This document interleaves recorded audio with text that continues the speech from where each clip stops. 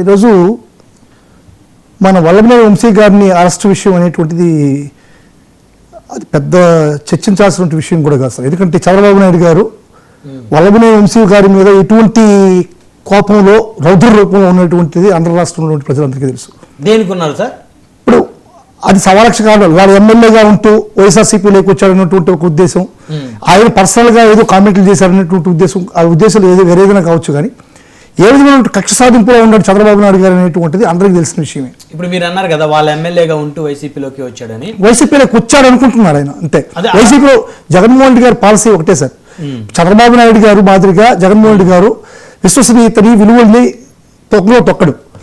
చంద్రబాబు నాయుడు గారు ఇంతకుముందు కూడా 23 మంది ఎమ్మెల్యేలను తీసుకొని కాన్స్టిట్యూషన్కి, రాజ్యాంగానికి వ్యతిరేకంగా నలుగురు మనుషులకి, నలుగురు ఎమ్మెల్యేలకి మంత్రి పదవులు ఇచ్చాడు. ఇది ఎంత దౌర్భాగ్యమైనటువంటి విషయం రాజకీయాల్లో, ఈ యొక్క కాన్స్టిట్యూషన్లో అనేటువంటిది ప్రపంచం మొత్తం కూడా ఆలోచించాల్సిన విషయం. మా ఎమ్మెల్యేలని, వైసీపీ ఎమ్మెల్యేలని 23 మందిని కొనుక్కొని, గొర్రెల్లో సంతలో గొర్రెలను కొనుక్కొని నలుగురు మనుషులకి, నలుగురు ఎమ్మెల్యేలకి ఈ మంత్రి పదవులు కట్టబెట్టాడు. ఇప్పుడు ఆ పనిచేసేటువంటి మంత్రి ఏ ఎమ్మెల్యే అంటే వైసీపీ ఎమ్మెల్యే.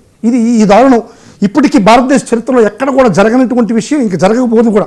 ఇటువంటి విషయాన్ని మేము వల్లభనేని వంశీ గారు మాకు నేను పార్టీలోకి వచ్చేస్తానంటే మా జగన్మోహన్ గారు యాక్సెప్ట్ చేయలే. నువ్వు రిజైన్ చేసిరా అప్పుడు నేను యాక్సెప్ట్ చేస్తానంటే రిజైన్ చేయలేదు. ఆయన్ని సపరేట్గా కూర్చోబెట్టారు, కానీ మా ఎమ్మెల్యే అని ఎప్పుడు కూడా జగన్మోహన్ గారు చెప్పలేదు. ఇది మా నాయకుడికి ఉండేటువంటిది విలువలు, విశ్వసనీయత. ఇప్పుడు నేను డైరెక్ట్గా వల్లభనేని వంశీ గారికి వస్తే, వల్లభనేని వంశీ గారిని ఇంచుమించుగా 100 రోజులు జైల్లో పెట్టారు.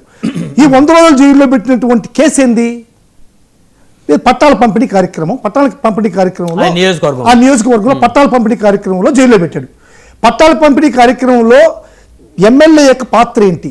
ఎమ్మెల్యే ఏమైనా సైన్ చేసి పట్టా ఇష్యూ చేస్తాడా? ఎమ్మెల్యే యొక్క పాత్ర ఏంటి? ఒక ఎంఆర్ఓ కానీ, ఆర్డీఓ కానీ, కలెక్టర్ కానీ ఆ నియోజకవర్గానికి వస్తే పబ్లిక్ అనేటువంటి ప్రజలకి రిప్రజెంటేటివ్ ఎమ్మెల్యే కాబట్టి ఆ నియోజకవర్గం ఆయన పోతాడు, పట్టాల ఇష్యూ కార్యక్రమాల్లో పాల్గొంటాడు. నిర్ణయాలు కూడా ఉంటాయి కదా, నిర్ణయాలన్నీ కూడా బ్యాక్గ్రౌండ్లో చెప్పచ్చు. ఆర్డీఓకి చెప్పచ్చు, కలెక్టర్కి చెప్పచ్చు, లేకుంటే ఇంకొకరు చెప్పచ్చు, ప్రిన్సిపల్ సెక్రటరీకి కూడా ఎమ్మెల్యే చెప్పచ్చు. ఆ రోజు వల్లభనేని వంశీ గారు మా ఎమ్మెల్యే కాదు, మీ ఎమ్మెల్యే తెలుగుదేశం పార్టీలోనే ఉన్నాడు, తెలుగుదేశం ప్రభుత్వమే ఉంది, మీ హోమ్ మినిస్టరే ఉన్నాడు, మీ రెవెన్యూ మినిస్టరే ఉన్నాడు. ఆ రోజు మీరే చంద్రబాబు నాయుడు గారు మీరే ముఖ్యమంత్రి.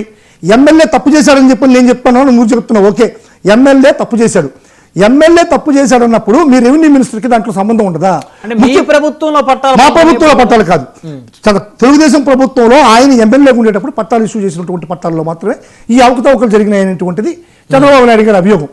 సరే, ఇప్పుడు ఆ రోజు మీ రెవెన్యూ మినిస్టర్, మీరే సీఎం కదా, మీ సీఎంగా ఉండేటప్పుడు మీరు పట్టాలు ఎందుకు, మీ పాత్ర ఏంటి దాంట్లో? మీరు కూడా జైల్లోకి పోవాలి కదా. వల్లభనేని వంశీ గారు 100 రోజులు ఉంటే మీరు కనీసం 1-2 రోజులన్నా జైల్లో ఉండాలి కదా. మీ హోమ్ మినిస్టరో, మీ మినిస్టరో లేకుంటే 10 రోజులైనా జైల్లో ఉండాలి కదా. ఇది కక్షపూరితంగా లేనటువంటి ఒక కేసుని క్రియేట్ చేసి పెట్టున్నటువంటిది, కేసులు పెట్టున్నటువంటిది అందరికి తెలిసిన విషయమే. సరే, మీరు ఈ యొక్క విధి విధానాలను మీరు గమనిస్తే ఈరోజు పోలీసు వ్యవస్థ ఉంది సార్. పోలీసు వ్యవస్థ చంద్రబాబు నాయుడు గారి హయాంలో, ఇంతకుముందు జగన్మోహన్ రెడ్డి గారి హయాంలో కూడా పోలీసులు ఉన్నారు. ఏదైతే జగన్మోహన్ రెడ్డి గారి హయాంలో ఉన్నటువంటి పోలీసులే ఈ రోజు కూడా చంద్రబాబు నాయుడు గారి హయాంలో ఉన్నారు. పోలీసులు అందరినీ మార్చేసి బీహార్ నుంచి ఒక బ్యాచ్ తెచ్చుకోవాలి, అదే పోలీసులు ఉన్నారు. అది జరగచ్చు, ఇటు అటు ఉండొచ్చు. ఏదైతే పోలీసులు ఉన్నారో అదే వైఎస్ఆర్ కాంగ్రెస్ పార్టీలో హయాంలో ఉన్నటువంటి పోలీసులు, అదే కాకి వ్యవస్థ ఈ రోజు కూడా చంద్రబాబు నాయుడు గారి హయాంలో ఉన్నారు. అదే జగన్మోహన్ రెడ్డి గారి హయాంలో ఇదే పోలీసు వ్యవస్థకి ఏ విధంగా సెంట్రల్ గవర్నమెంట్ సర్వేలో ఫస్ట్ ప్లేస్ ఇచ్చి ఎన్ని అవార్డులు, ఎన్ని బహుమతులు ఇచ్చారో మనం అందరం కూడా చూడాలి.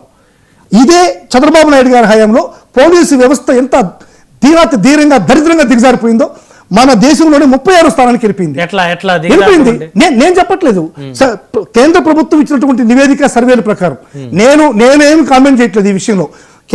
సాక్షాత్తు వాళ్ళ కుటుంబ ప్రభుత్వంలో, బీజేపీ అధిష్టానంలో ఉన్నటువంటి కుటుంబ ప్రభుత్వమే సెంట్రల్ గవర్నమెంట్ ఒక నివేదిక తయారు చేసింది పోలీసు వ్యవస్థల పైన. ఏ రాష్ట్రాల్లో ఏవే ఉన్నాయి. మనకు భారతదేశంలో అన్ని రాష్ట్రాలు, కేంద్ర పాలిత ప్రాంతాలు అన్ని కలిసి ఉండేది 36. ఆంధ్ర రాష్ట్రానికి 36వ స్థానం వచ్చిందంటే పోలీసు వ్యవస్థల యొక్క పనితీరు ఎంత దారుణంగా, ఎంత ఘోరంగా, ఎంత ప్రజా వ్యతిరేకంగా ఉన్నదో మనం అందరం కూడా గమనించాలి. ఇది చంద్రబాబు నాయుడు యొక్క పాలనకి తార్కాణం కదా, నిలువుటద్దం కదా, మనం చూడాల్సిన అవసరం లేదా? జగన్ గారి హయాంలో పోలీస్ వ్యవస్థ బాగుందా? జగన్ గారి హయాంలో నేను చెప్పలేదు సార్, ఆ రోజు నుండి కూడా ఇదే మోడీనే, ఇదే మోడీ ఉన్నారు, ఇదే బీజేపీ గవర్నమెంట్ ఉంది. ఆ రోజు జగన్ గారికి పోలీసు వ్యవస్థ మీద ఫస్ట్ ప్లేస్ ఇచ్చారు ఇండియాలో. ఎన్ని రివార్డులు వచ్చాయి, ఎన్ని అవార్డులు వచ్చాయి ఒకసారి మీరే చూడండి.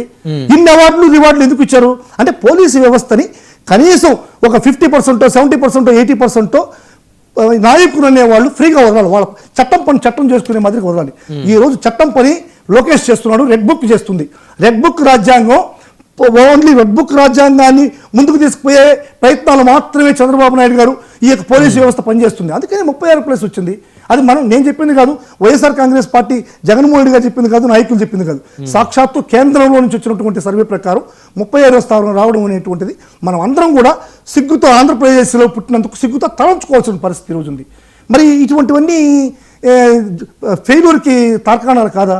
లా అండ్ ఆర్డర్ ఫెయిల్యూర్ అనేటువంటిది ఎన్ని ప్రైవేట్ కేసులు పెట్టారు. మొన్నే ఒక సోషల్ యాక్టివిస్ట్ ని గంజాయి పెట్టి ఆయన పేరు ఏదో సమ్ రెడ్డి సార్, మాలపాటి భాస్కర్ రెడ్డి, ఆయన మీద కూడా ఒక గంజాయి కేసు పెట్టారు. గంజాయి బాక్స్ ఆయన ఫేస్బుక్ ప్రొఫైల్ ఎప్పుడు చూసారు మీరు? చూసాను సార్. ఎంత ఫేస్బుక్ ప్రొఫైల్ ఉండదు సార్. నిజంగా అతను ఏం తప్పు చేశాడో దానికి కేసు పెట్టు. ఆయన మాట్లాడే భాష పెట్టు సార్, దానికే పెట్టండి. ఇప్పుడు అతను ఏం తప్పు చేశాడు అంటే మీరు భాష మాట్లాడితే గంజాయి కేసు పెడతారా?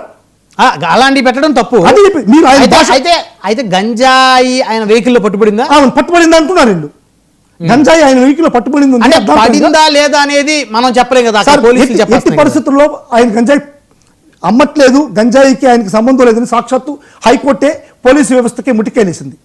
దీన్ని సిబిఐకి హ్యాండ్ ఓవర్ చేసింది. మీరైతే మీ పోలీసులు సరిగా చేయరు, ఆంధ్ర పోలీసులు వేస్ట్, దీన్ని సిబిఐకి ఇవ్వండి చెప్పని ఒక చిన్న గంజాయి కేసుని సిబిఐకి ఇవ్వడం అనేటువంటి దారుణం. అది ఇది చంద్రబాబు నాయుడు గారికి తలవంపులు కదా, రాష్ట్ర ప్రజలకి తలవంపులు కదా. ఇప్పుడు నీకు ఆయన మాట్లాడిన మాటలు, ఆయన మాట్లాడిన భాషకి ఏ శిక్షలు వేయాలో, ఏ కేసులు పెట్టాలో, ఏ సెక్షన్లు పెట్టాలో ఐపీసీకి అన్నిటికీ ఉన్నాయి కదా సెక్షన్స్.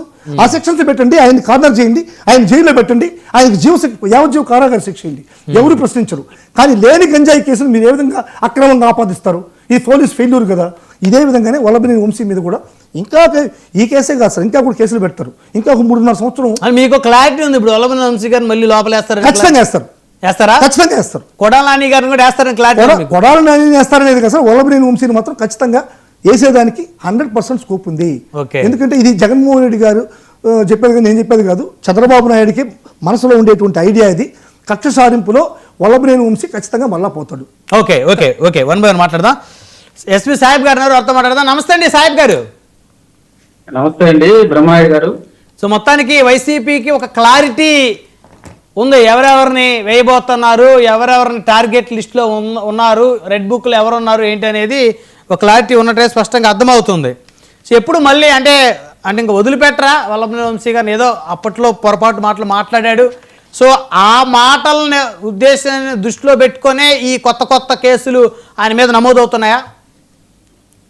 బ్రహ్మనాయుడు గారు, తమరికి ప్యానెల్లో ఉన్నటువంటి మిత్రులకు, అదేవిధంగా 99 టీవీ వీక్షకులందరికీ కూడా నమస్కారం అండి. ఇప్పుడు మనం ప్యానెల్లో కూర్చొని ఏదేదో మాట్లాడుకుంటా ఉంటాం, కానీ వాస్తవాలు వేరుగా ఉంటా ఉంటాయి ఎప్పుడు కూడా.